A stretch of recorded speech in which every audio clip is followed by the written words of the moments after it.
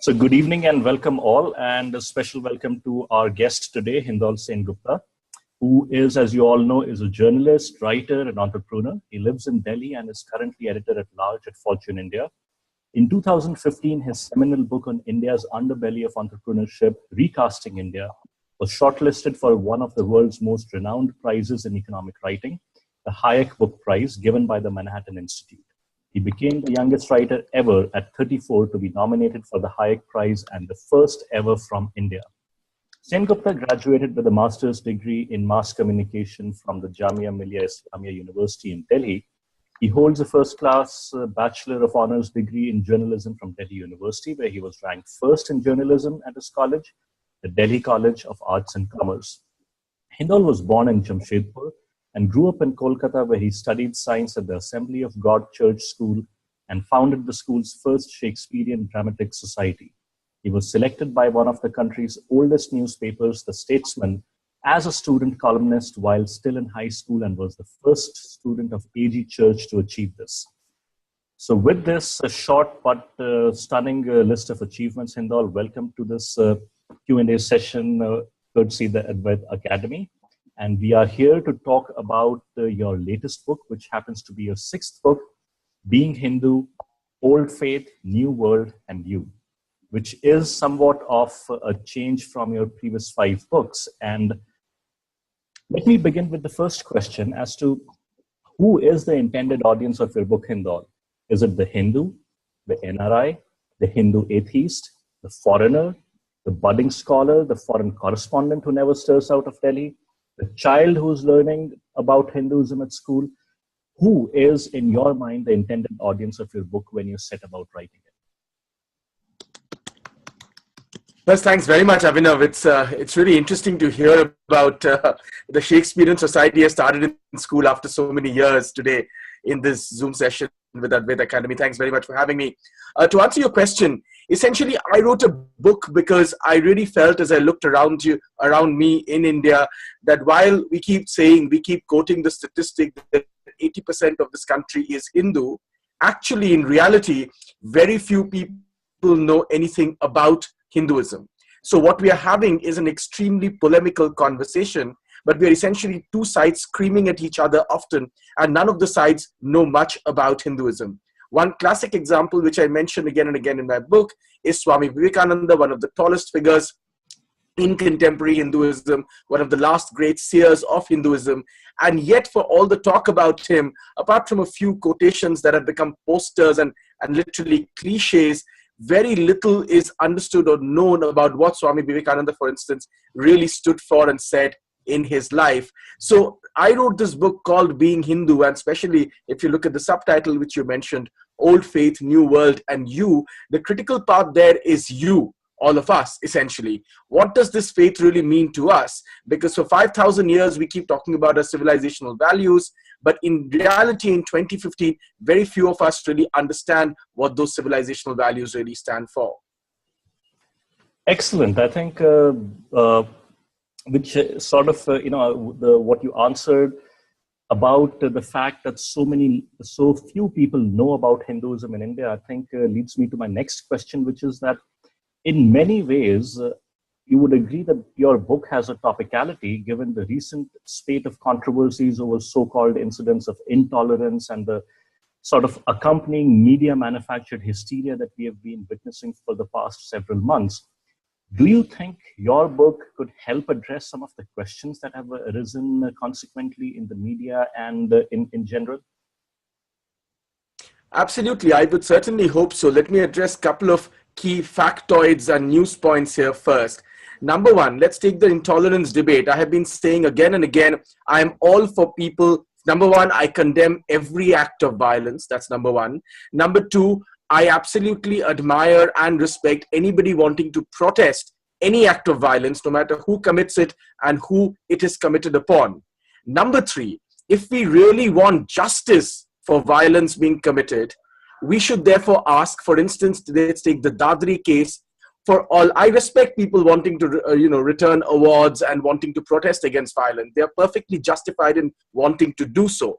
But what bemuses me is that so few people who were protesting actually even demanded a an FIR on, people who actually committed that violence. In fact, at the moment, we are seeing this extremely curious thing where even the victim family is saying they don't actually want to pursue the case anymore. So in this hilarious incident and almost, a farcical incident, a man is dead and nobody seems to actually want justice. Everybody seems to just want to posture. That I object to, and I think is very silly. If we truly want justice, then we must ensure that we will have a system where we actually ensure justice for those who have been killed. And if we don't ensure that, then there is a problem. The other thing that I'm really sort of irritated about, in a sense, is that we really have to get a sense in our country of where we really stand on many critical issues. There's a lot of misunderstandings about what Hinduism stands for, because the very few people know anything about Hinduism. Very few people know anything about the traditions of Hinduism. For instance, we're doing this webinar on a day when the RSS, for instance, has said, even in Arunachal Pradesh, if somebody eats beef, and this was tweeted out from the RSS official Twitter ID, even if somebody eats beef, the idea that they cannot be a larger part of the nationalist goals of this nation and be a true nationalist is not true. So, I mean, we are almost talking at cross purposes continuously. I think many clarifications are required. A lot more knowledge is required. The problem is, in the entire discourse about Hinduism, there are two illiterate sides screaming at each other. The problem is, when we grew up, we know very little about ancient India. We know very little about our traditions, our culture. We are not taught any of these things. And because we're not taught any of these things, we have a very flawed understanding of where we stand.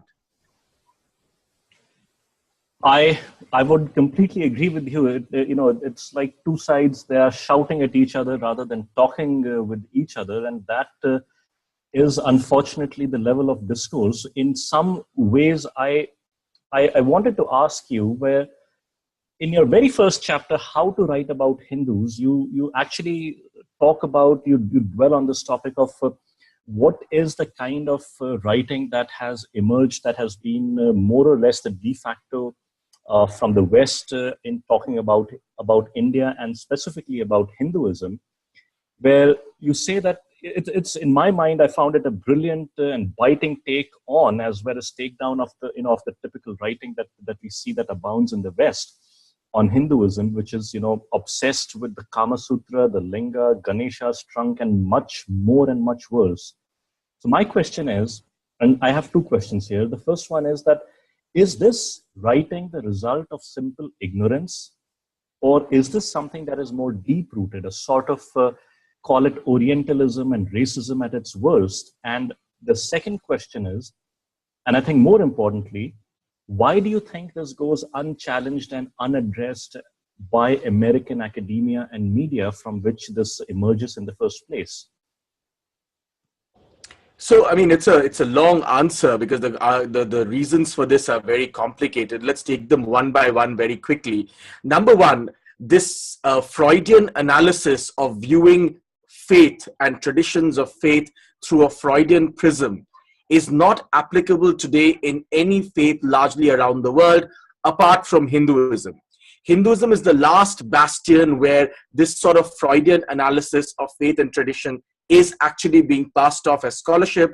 No other faith, whether it's Islam or Christianity or Judaism, actually does this anymore. Remember, Freud actually wrote a book targeting Judaism at one point in his late career, using Freudian analysis to look at Judaism. But those texts and that text is entirely discredited. It is only Hinduism which does not have at the moment the intellectual prowess in some senses to fight back against this sort of Freudian analysis. And of course, a lot of this Freudian analysis is plain mischievous, maybe sometimes even malicious. Now, having said that, the other point is, to come to your point about why aren't more people talking about it? Look, I have often said that one of the big problems is we have had an extreme left of left heavy-handedness throughout our academia.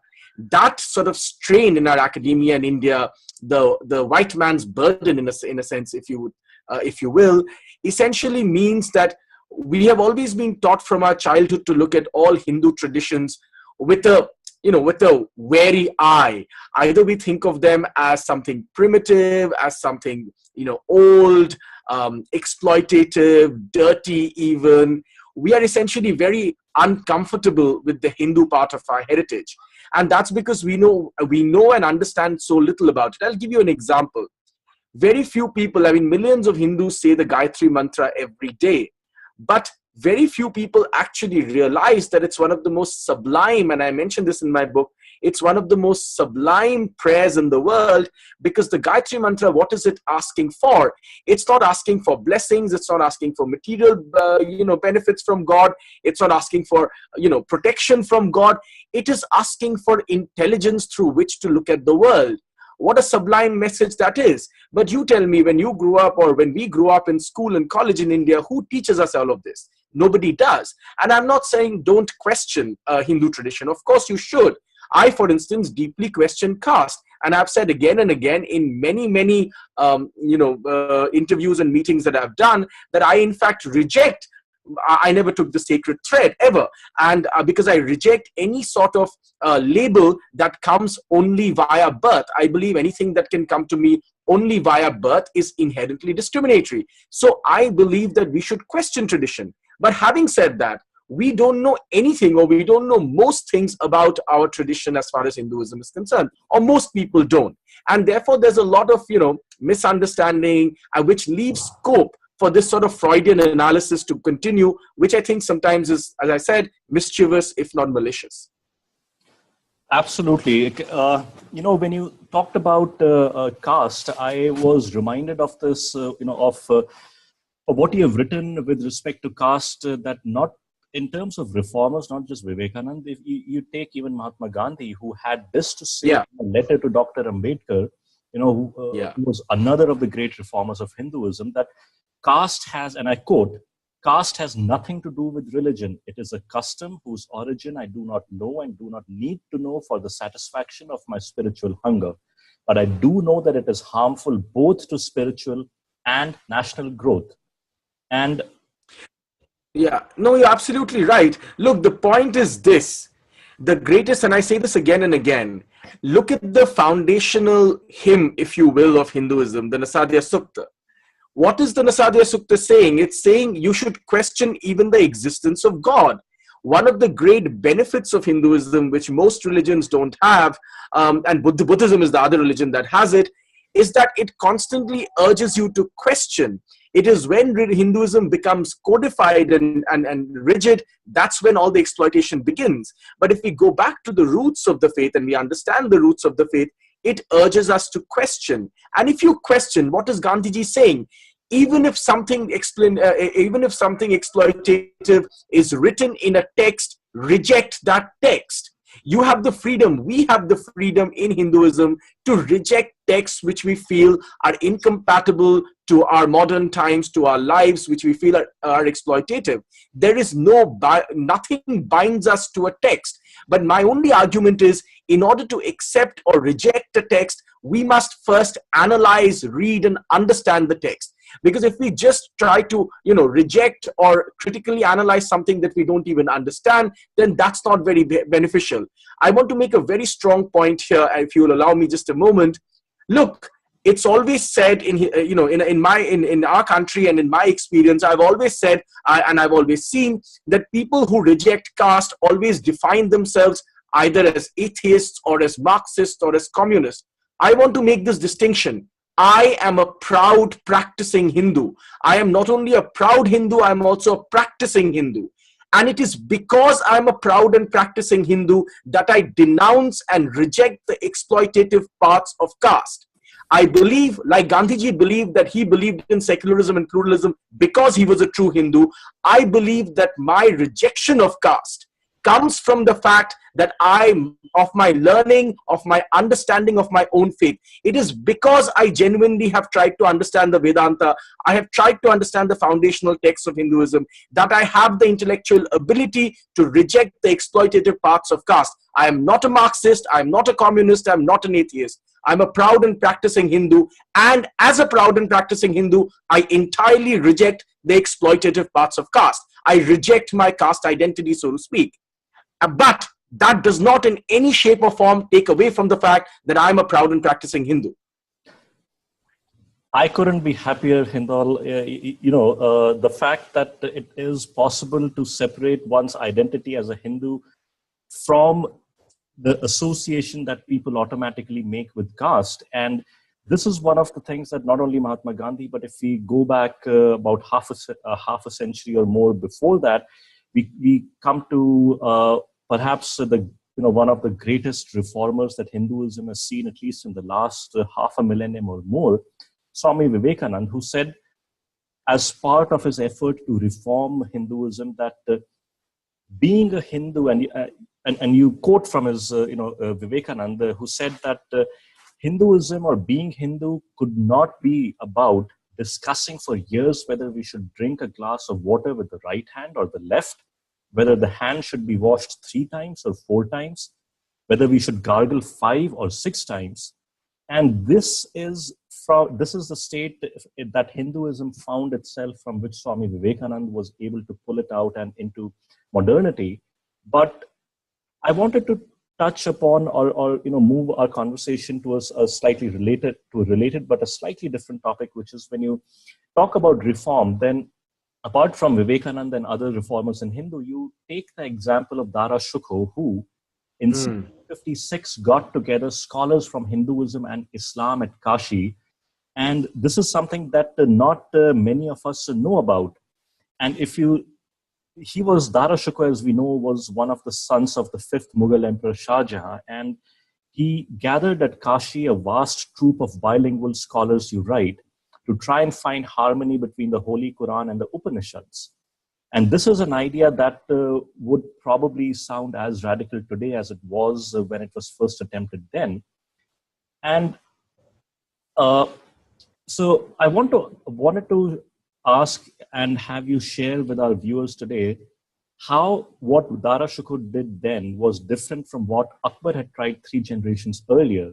Was Dara's effort a continuation of Akbar's efforts? And the second question in this area is slightly more provocative. As an exercise in conjecture, could you share your perspective on what if Dara had become the Mughal emperor instead of Aurangzeb? Let me just go back in time, since you mentioned Dara Shukho. Couple of things, but before that, let me just say, I am delighted and I support the move to remove Aurangzeb's name from a road in central Delhi. It has been named after APJ Abdul Kalam now, which is a good thing. I would ideally have named it under the name of Dara Shukho. It is to the entire tragedy of India that we prefer to remember Aurangzeb and try to defend him, who I don't think deserves to be defended at all, but we have maliciously forgotten Dara Shukho. Now, remember, Dara Shukho is a very interesting example. Here is a Mughal prince who's trying to bring together these 2 great traditions, Islam and Hinduism. And what does he get for it? Let us not forget what he gets for it. This is a man who's finally, of course, captured by his brother and essentially murdered. But there is a nuance here. Why is he and how is he murdered? He's murdered because it's not easy for one Mughal prince to instantly kill another, especially since it's the same bloodline and they are brothers, right? But, Dara Shukho is murdered under the pretext of having been an infidel or an apostate or a heretic by taking the help of extreme hardliners among the mullahs, so to speak, to prove that he's an apostate and a heretic, and that's how he can be murdered.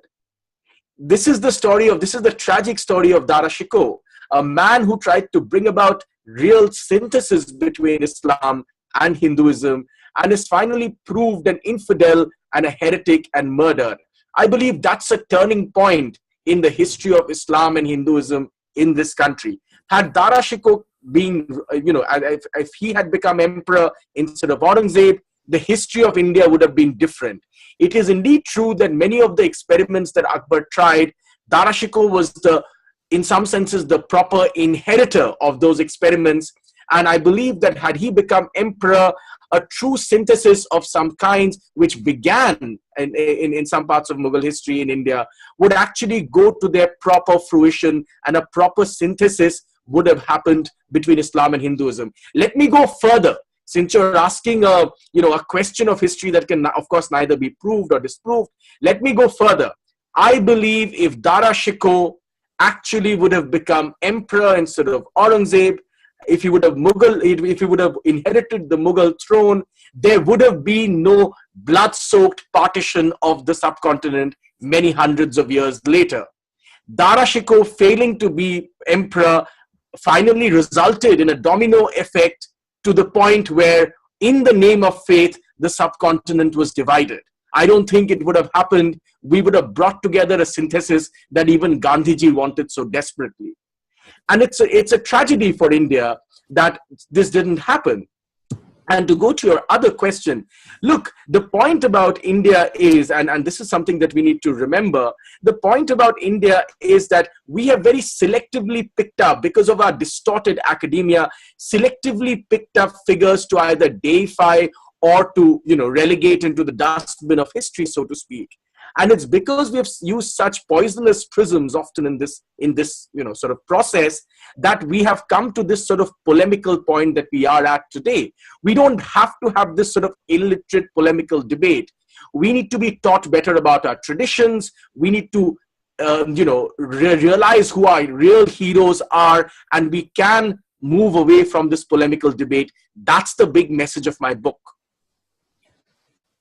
Fascinating that you consider Dara Shikoh as more of the true inheritor of Akbar's legacy that Akbar had begun. And while you say that yes, things can neither be proven or disproven, but it is still a fascinating conjecture that what if Dara Shikoh had become the emperor? Would we have had or not had the partition, which was in every sense of the word a tragic event?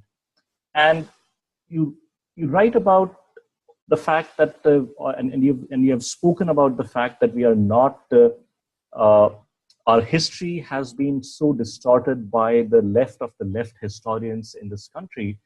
And I will quote from your book where you write that it would be useful, of course, if we accept the facts to start with.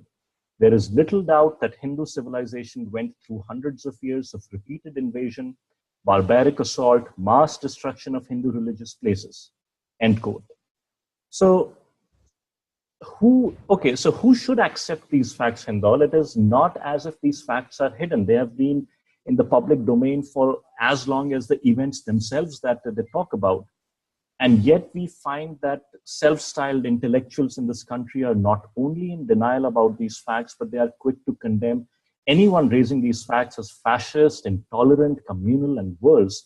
So my question is that how do you go about getting people to accept these facts, and what next? Well, a simple thing is we need to openly talk about these things much more. Please understand, only a couple of days ago, the first ever launch of Being Hindu, which happened in Dehradun, was with a Harvard-trained Muslim lawyer, where we actually had a wonderful, and who told me how much she loved the book, because we were having an open, proper conversation instead of the skewed polemical conversation that we have. And she told me how, for instance, this idea of shrines in Islam, right? It's not in any other part of the world apart from our part of the world, right? Arabia certainly doesn't have this idea of shrines, the dargahs. So this Muslim lawyer who was launching my book in Dehradun told me that for instance, in her home state of Kerala, one of her ancestors was a Sufi saint. So there's a shrine, a dargah, mazar to one of her ancestors, right? And we had an extremely open conversation.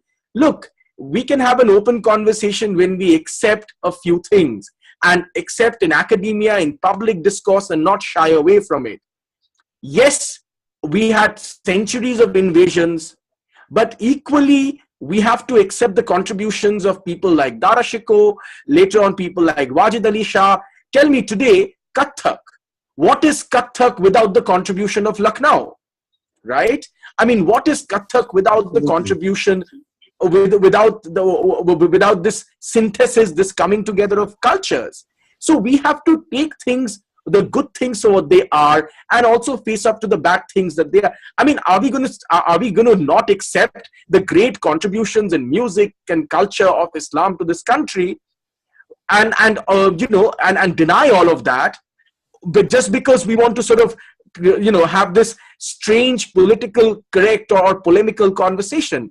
Or on the flip side, are we not going to say Aurangzeb is a tyrant just because we want to have this politically correct conversation? So I'm saying, let's accept that Aurangzeb was a tyrant, but let's also accept that Dara Shikoh gave up his life to try and bring together the synthesis of Islam and Hinduism. Let's accept that many people believe that Tipu Sultan was a tyrant, but let's also accept that there would be no Kathak without the synthesis of two cultures, Hinduism and Islam. Let's accept what the country really has to offer us, and let's not be trapped in polemics or political correctness.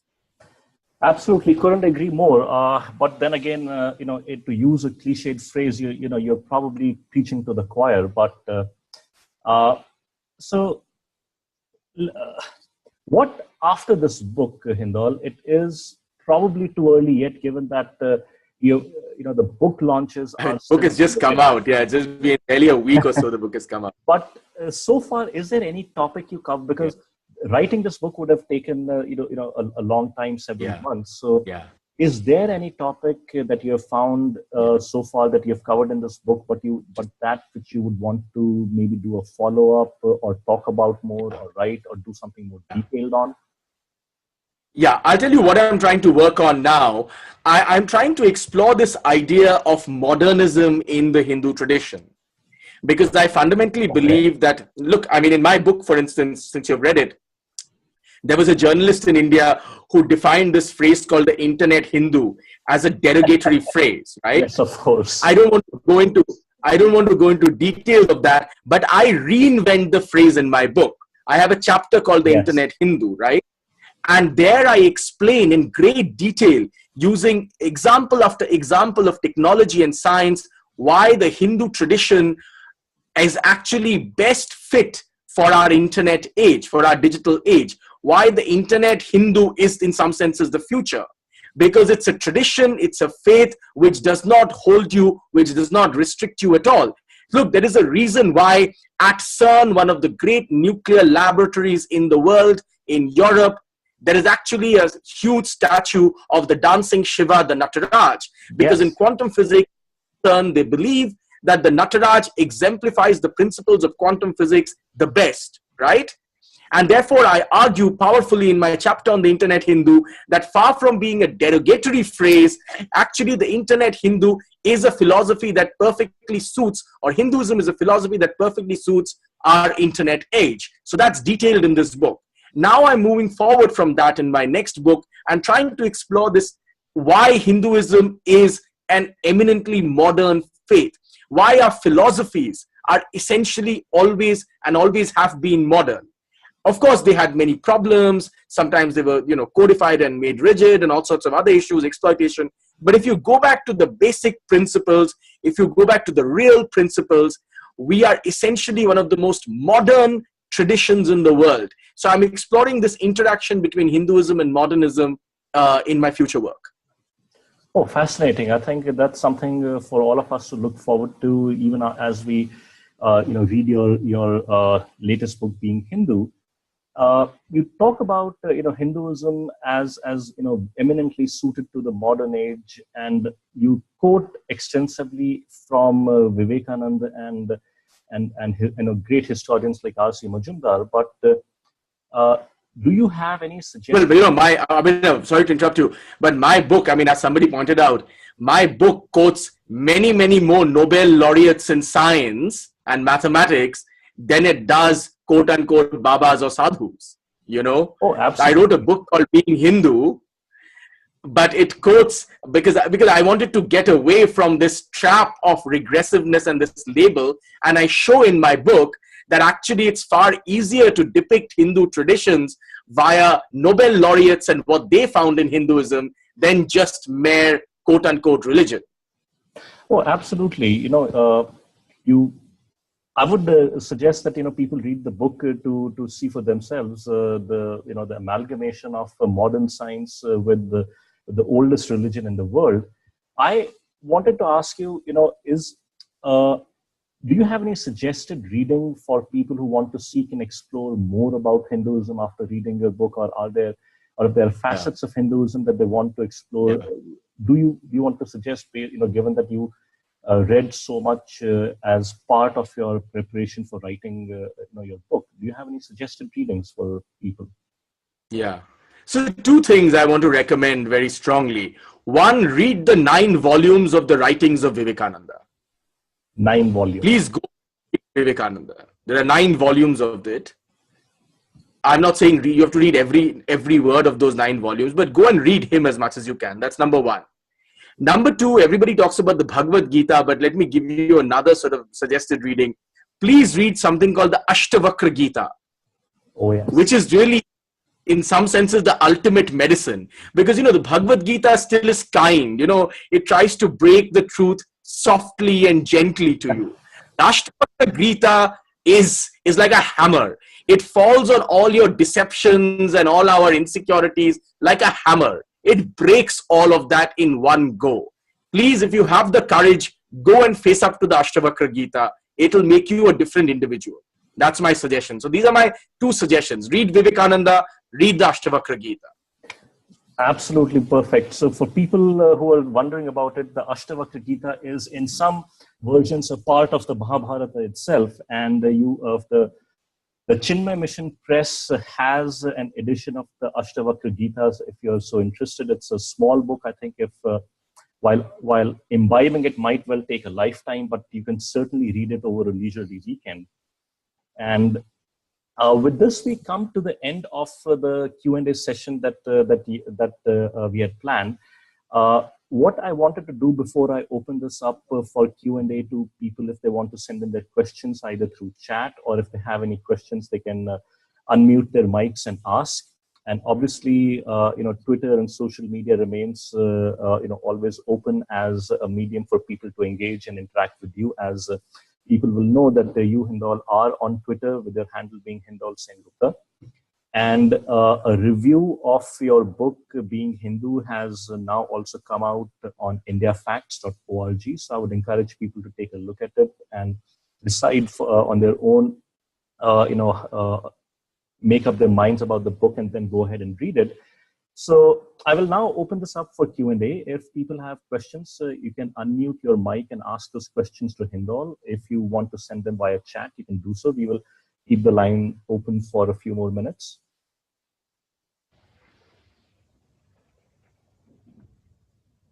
Hi, this is Shanti. Hello, Hi. Shanti. Hi. So it was great listening to you, and Mike, I have some small comment to make. So many of late have said that serious studies in Sanskrit and Hinduism are coming from West, especially US, rightfully so. But there are serious scholars in India in the 6 systems of philosophy, and who can really guide us in this discourse. Yeah. But lack of English knowledge seems to be a big barrier in this communication. Do you agree? If so, what do you think needs to be done to bridge this gap? Because there is so much in vernacular, so much written in vernaculars that people don't even know. We only know about what is translated, and people who know Sanskrit do know the originals, but there is so much written in other vernaculars of India, serious scholarship that can really guide us. I mean, what can be done in this age? English is it sometimes becomes a barrier in communication, lack of English knowledge. So what is your take on this? Since we were discussing the Mahabharata before this, let me give you an example. In the Battle of Mahabharata, finally, even the warriors had to ask for specific weapons from the gods to fight the battle, right? You will agree? That even to kill certain people, specific weapons had to be asked from the gods, including Shiva. Without using those specific weapons, the battle could not be won. You would agree? Yeah. Ghatotkacha was killed by one specific weapon, right? Right? Yeah. Think of English like that. I'm not saying that there isn't enough scholarship. There's enormous scholarship in India. But we have to distill all of that. I'll give you one example. One man I read in the last 4 or 5 years while writing this book was a man called M.M. Gopinath Kaviraj, right? The great Sanskritist, right? Who reads his work these days? Why? Because the scholarship exists, but it has to be brought into the modern idiom, the modern discourse, and there we can learn from what is happening in Islam. After 9/11, there was a concentrated effort by scholars around the world in Islam to simplify and give Islam a modern idiom and present its quote-unquote good virtues around the world, and successfully. And successfully, a lot of that has been done. Now, we should learn from that and say, look, at the end of the day, it's not about the language. English is just a tool. You have a huge young population. You need a modern idiom to translate, to explain many of those concepts and theories. Look, there are more people who are going to go and pick up my book because it's written more simply, young people, than who would go and dig up Jonathan Guneri and M.M. Gopinath Kaviraj. This does not mean I'm an insect compared to M.M. Gopinath Kaviraj, and so I'm not even an insect. Maybe I'm a grain of dust at his feet. But that's not the point. I'm saying there has to be interlocutors, there has to be interfaces who will take all this knowledge and give some of the starting points, an access point. So the access point has to be provided. The moment we get trapped into this English versus not English debate, I just think it's futile. At the end of the day, English is a global language. What are you going to do about it? No matter how much we like or dislike it, at the end of the day, that's the language most people use. So we have to take that weapon and fight it to our advantage. Do you think enough is happening in taking? Of course, enough is not happening, madam.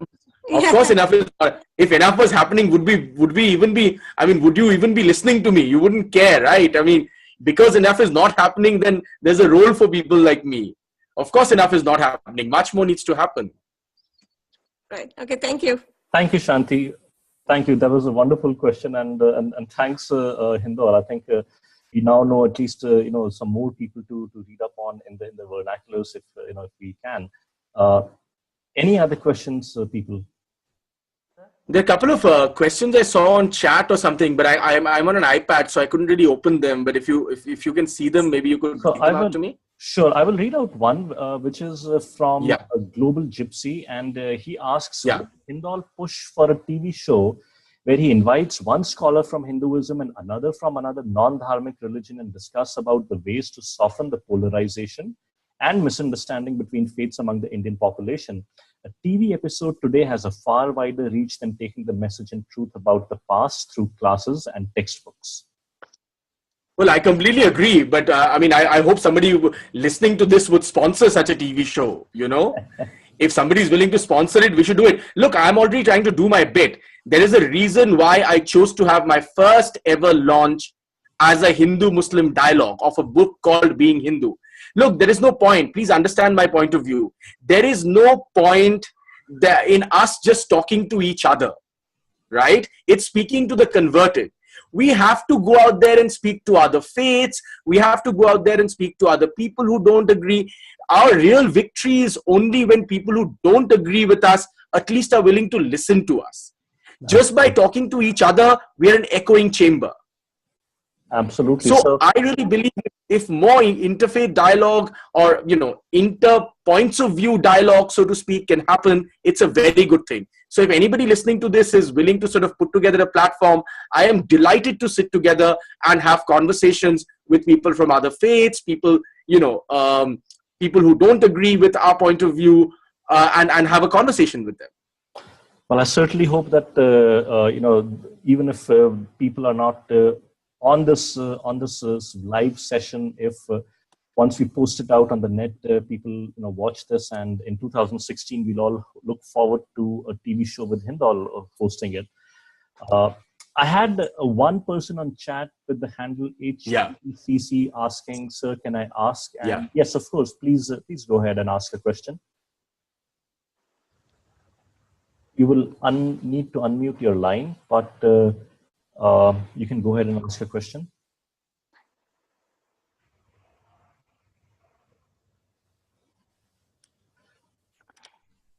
Okay, anyone else? If not, his question is posted on the chat actually. Would you like to read it out? Oh, it says, but sir, I read the book and it's amazing, but you did not touch elaborately on the caste system based on birth, which is flawed and not the real caste system. It's only negativity against our religion. What is your solution to end today's wrong caste system? That was his question. Okay. It came in. A very simple solution. I mean, I elaborate, and I said this in the conversation today also, and I've said it on other platforms also. Look, you can call it. I mean, there are a lot of these debates. Oh, but actually caste was this. Actually caste was that. Oh, but the varna. Oh, but this and that. All that is fine. I accept all those nuances. At the end of the day, millions of people in this country today feel that they have been wronged and exploited via caste. From my understanding and from my reading and from my intellectual sort of abilities, I believe anything that comes to us purely on the basis of birth is not something that I accept.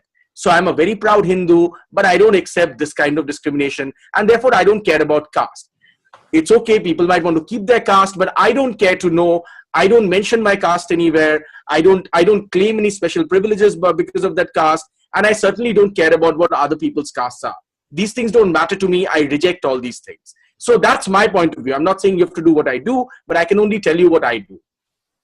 Excellent. I would only add to this is that in the Mahabharata, it is Yudhishthir in response to a question says, the question is, what determines caste? And Yudhishthir's answer is, it is conduct alone that determines caste. So, in whatever form or manner caste is seen today, it was certainly not based on birth.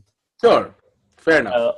One more question from HPPCC, and I'm okay. This is a provocative one. I'll read it out. It says something about Rajiv Malhotra. Yes. So so I'll read it out in any case, Hindol. I'll leave it to you to answer, defer or not. Sorry. Do you agree with Rajiv Malhotra's views that there is a targeted silent war against Hindu systems through Western scholars and Indologists? You did touch upon this in somewhat, no, not directly in one of your earlier responses, but So I mean, I think that the same gentleman is objecting to you saying why is it provocative and so on and so forth, right? It's a different person, but nonetheless. Okay. Why is it provocative? Look, the point is this. Now we can keep discussing till the cows come home, literally the cows come home, whether there is a silent attack, a vocal attack, left attack, communist attack, whatever attack. The point is there is a problem. And I would go back and say the problem is we ourselves don't know enough about our own faith.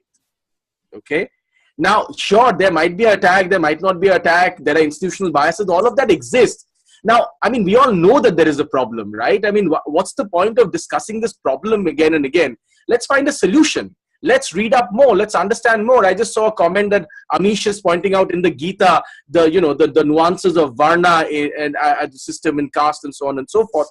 I mean, my friend Amish and Sanjeev Sanyal, who's another person whose writing I really enjoy. I mean, people like Amish and Sanjeev Sanyal and Vamsi Juluri, they're doing wonderful work. And somebody like me draws inspiration from all of them, right? And from whatever it's worth, I'm making a humble contribution myself.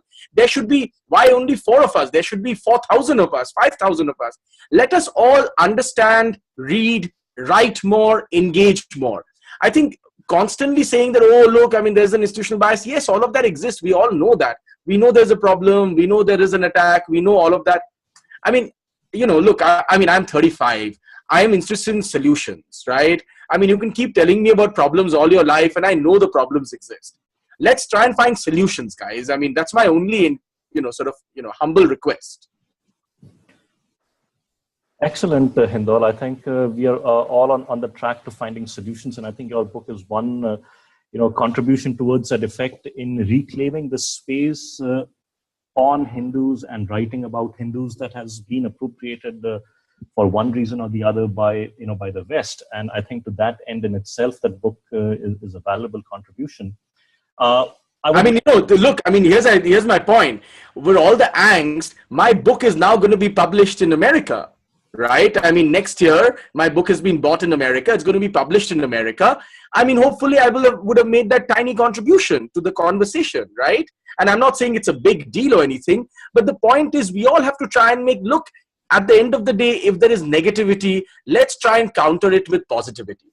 Let's try and counter it with facts. Let's try and counter it with real arguments. Because beyond that, angsting about it is useful, but beyond that, beyond a particular point, angsting doesn't help.